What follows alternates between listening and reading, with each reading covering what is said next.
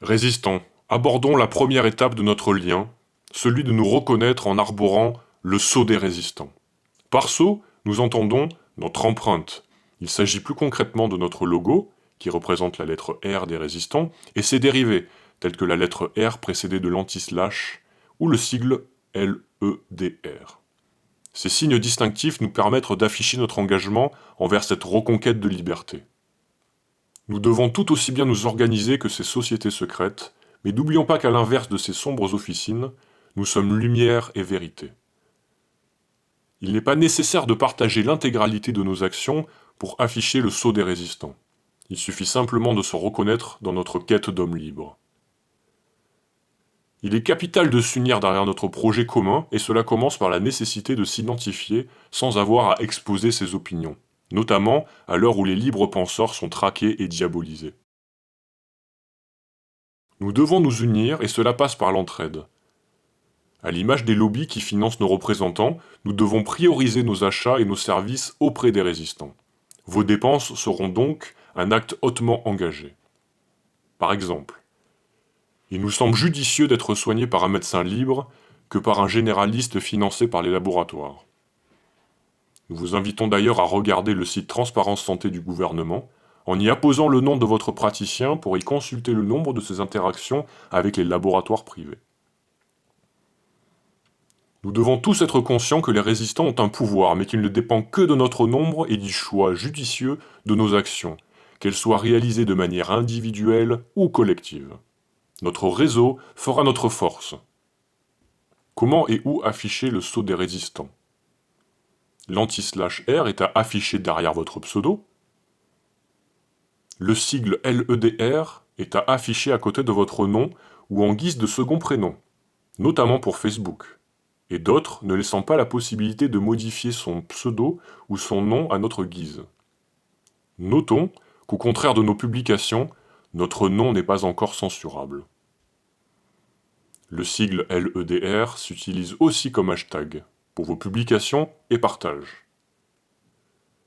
Le logo, quant à lui, s'affiche dans votre photo de profil, sur vos bannières ou tout autre espace visuel.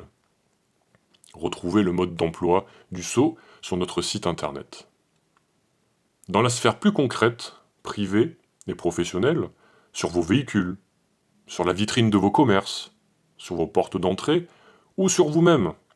Sur ce dernier point, nous étudions la possibilité de créer des supports tels que des stickers, imprimés, ou tout autre objet pouvant se porter ou être affiché. Vous l'aurez compris, il est nécessaire d'afficher le sceau des résistants partout où cela pourrait s'avérer utile. À propos des représailles ou de la stigmatisation à arborer le sceau des résistants. Nos idées et nos actions sont exposées de manière à laisser les résistants libres de travailler leur raisonnement, d'aller chercher les réponses à leurs questionnements. Notamment via tous les lanceurs d'alerte, informateurs ou vulgarisateurs qui fournissent un travail remarquable à l'heure de la communication web 2.0. Nous comptons donc sur l'implication des résistants sur tous les sujets de société abordés par ces différents informateurs afin que chacun puisse faire évoluer ses opinions et s'impliquer dans notre projet commun d'éveil et de reconquête de nos libertés. Afin de laisser tout individu libre de ses idées, nous proposons un champ d'action large sans la moindre volonté d'influencer, ce qui devrait permettre d'éviter le piège de la stigmatisation. Partant de ce principe de précaution, de quoi pourrions-nous être accusés? Rassurez-vous, de rien d'autre que ce légitime sentiment d'en avoir déjà trop subi. Revenons sur ce qui marque notre différence avec le mouvement des Gilets jaunes. Nous encourageons bien évidemment le port du gilet jaune, symbole reconnu de la fin de soumission. Cependant, nous n'encourageons pas à manifester. Les manifestations ayant une utilité toute relative, elles n'ont pas non plus réellement empêché la mise en place de réformes liberticides. Aussi, la plupart de ces initiatives populaires se font infiltrer et discréditer par des agents du système que sont les casseurs, Antifa, Black Blocs, ainsi que par la police elle-même. Notons également qu'elles deviennent de plus en plus dangereuses pour notre intégrité physique.